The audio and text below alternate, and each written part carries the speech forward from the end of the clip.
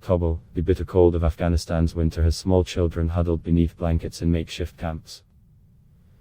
Sick babies in hospitals lie wrapped in their mothers' all-enveloping burqas.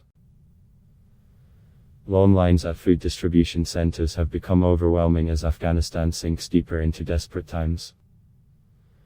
Since the chaotic August 15 Taliban takeover of Kabul, an already war-devastated economy once kept alive by international donations alone is now on the verge of collapse. There isn't enough money for hospitals. Saliha, who like many Afghans uses just one name, took her infant son to the Indira Gandhi Children's Hospital in the capital, Kabul. Weak and fragile, 4-month-old Najib was badly malnourished. The World Health Organization is warning of millions of children suffering malnutrition, and the United Nations says 97% of Afghans will soon be living below the poverty line. For millions living in camps for the displaced or sitting outside government ministries seeking help, the only source of warmth is to huddle around open wood-burning fires.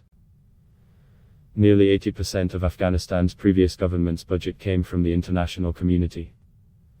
That money, now cut off, financed hospitals, schools, factories and government ministries. In the Taliban's Afghanistan there is no money.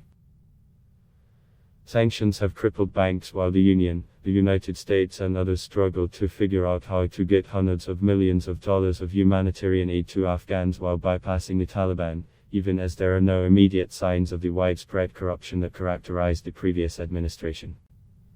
For many of Afghanistan's poorest, bread is their only staple.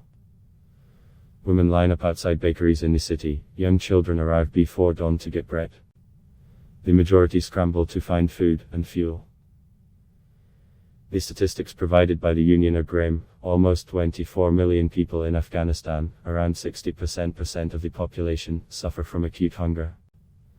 As many as 8.7 million Afghans are coping with famine. School for girls under the Taliban is erratic, and in many provinces they are not allowed to attend school after grade 6, but in more than 10 provinces schools are open. The international community is working on ways to help the schools that are open while encouraging the Taliban to open the rest. In some areas, such as the western Herat province, teachers and parents together cajole local Taliban leaders to open schools. In schools like Tarabawi Girls High School in Herat, it is paying off. Months ago, the United Nations High Commissioner for Refugees warned of a Massachusetts exodus of Afghans should Afghanistan be allowed to free fall into an economic abyss. The exodus has already begun as thousands stream out of Afghanistan for Iran in desperation. By the hundreds they pack buses that take them from Herat to nearby Nimroz province, from where they make the dangerous trek into Iran. Adblock test. Why?